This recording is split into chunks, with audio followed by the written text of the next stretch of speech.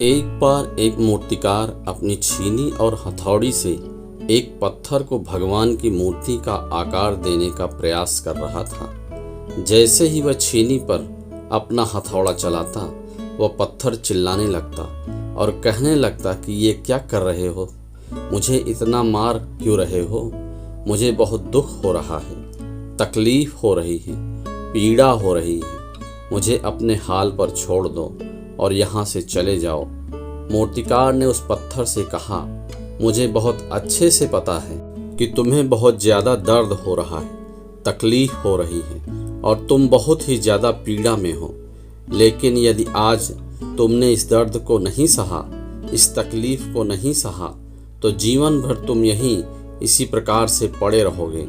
मुझे पता है कि तुम में आगे बढ़ने का अपार संभावना है। तुम एक बहुत अच्छे पत्थर हो, लेकिन यदि तुम इसी प्रकार से रहोगे तो तुम्हें कभी भी आगे नहीं बढ़ पाओगे।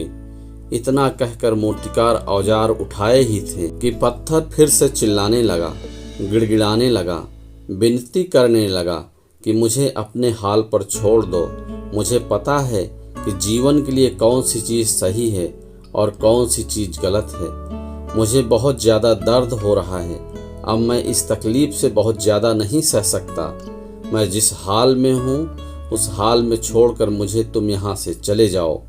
उस मूर्तिकार फिर से उस पत्थर को समझाने की कोशिश की, ज़्यादा अधीर मत बनो और अपने सब्र को बनाए रखो। थोड़ी देर और इस दर्द को सहो।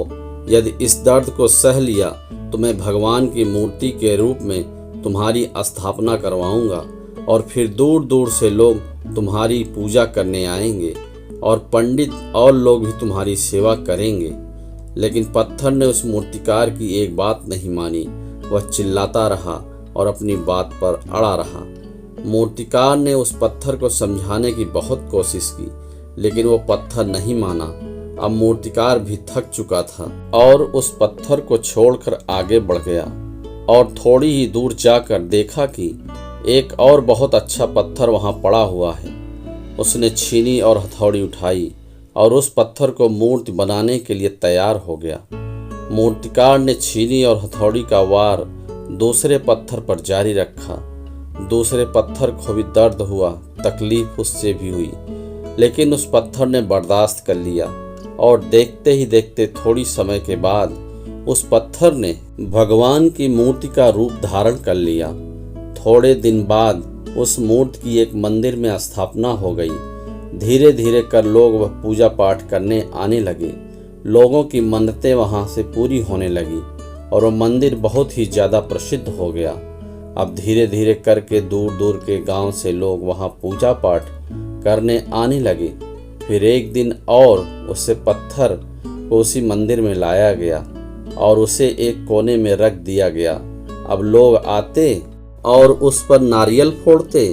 ये कोई और पत्थर नहीं बल्कि वही पत्थर था जिससे दर्द को नहीं सहा था।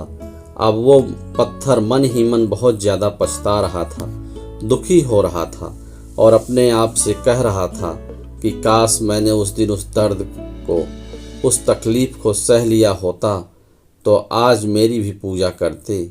इसलिए आप भी अपने जीवन में हमेशा याद रखिएगा कि जब भी आप अपने कैरियर की शुरुआत में किसी काम को कर रहे हो, पढ़ाई कर रहे हो या कोई भी काम कर रहे हो और उसमें आपको दर्द हो रहा है, तकलीफ हो रही है, ज़्यादा मेहनत करना पड़ रहा है, तो आप रुकिए मत, किसी और रास्ते की शुरुआत मत करिएगा, क्योंकि कोई और रास्ता आपको सफलता नहीं दे सकता।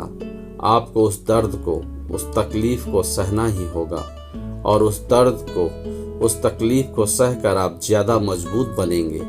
तभी आप अपने जीवन में आगे बढ़ पाएंगे।